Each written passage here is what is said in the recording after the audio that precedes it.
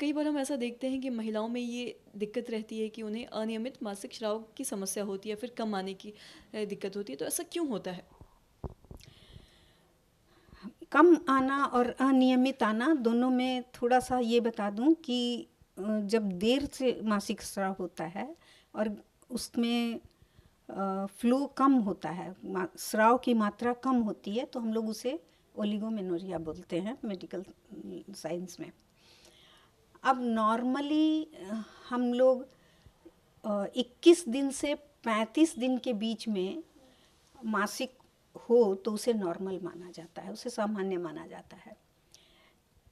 बहुत सी महिलाओं को लगता है कि मुझे महीने में 2 बार हो रहा है। अगर उसको 1 तारीख 2 तारीख को हो रहा है और फिर 27-28 को हो रहा है तो यह सामान्य बात है, नॉर्मल बात हुई।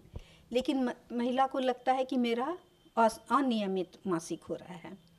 दूसरा, अगर किसी महिला को 3-4 दिन अच्छे से फ्लो मासिक हो रहा हो, स्राव, और उसके आगे या पीछे स्पॉटिंग, थोड़ी थोड़ी स्पॉटिंग होती है, वो उसको काउंट करके आती हैं कि मुझे तो 15 दिन 20 दिन तक ब्लीडिंग हो रही है, मुझे 10 दिन 12 दिन हो रही है, जबकि उनको 3-4 दिन का मासिक है और उसके आगे पीछे जब भी प्री या पोस्ट मेंस्ट्रुअल स्पॉटिंग है, उसको हम लोग मासिक वैसे नहीं मानते हैं। हाँ, ठीक है, उसमें उनको परेशानी है महिला को, वो भी क्यों हो रहा है वो देखने की कोशिश ज़रूर करते हैं। अब देखा जाए कि जो किशोरावस्था में बच्चियों को मासिक शुरू होता है 13-14 साल की उम्र में, तो ऐसा होता है कि उनको मासिक धर्म नियमित होने में 1 से 2 वर्ष का समय लग सकता है।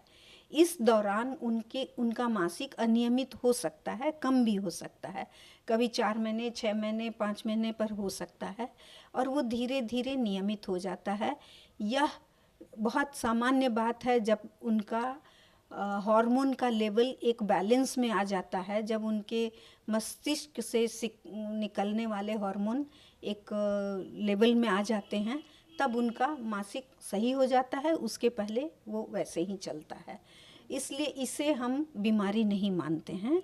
इसमें धीरे धीरे वो सही होता है। उनको समझाने का ही है कि वो समझ लें कि यह सामान्य बात है। उनकी माँ को समझाते हैं कि ये सामान्य बात है।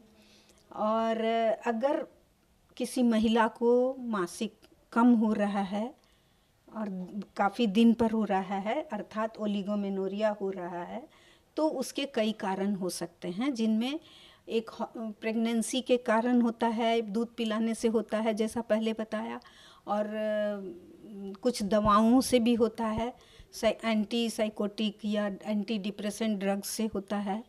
इसके अलावा थायराइड की बीमारी में होगा, डायबिटीज़ में भी हो सकता है, और अशरमन सिंड्रोम करके किसी महिला को अगर कभी सफाई हुई हो और उसमें कुछ खराबी आ जाए तो उसके वजह से भी हो सकता है। कुछ एड्रेनल ग्लैंड के ट्यूमर होते हैं, उसमें भी हो सकता है।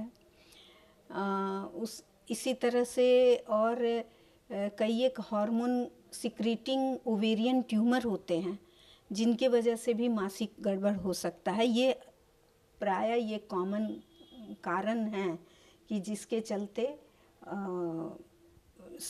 होता है। इसके अलावा सेक्सुअली ट्रांसमिटेड डिजीज़ के चलते पेल्विक इन्फेक्शन हो करके मासिक में उसका बहुत बुरा असर पड़ता है। इन सब कंडीशन में भी मासिक कम या अनियमित हो सकता है।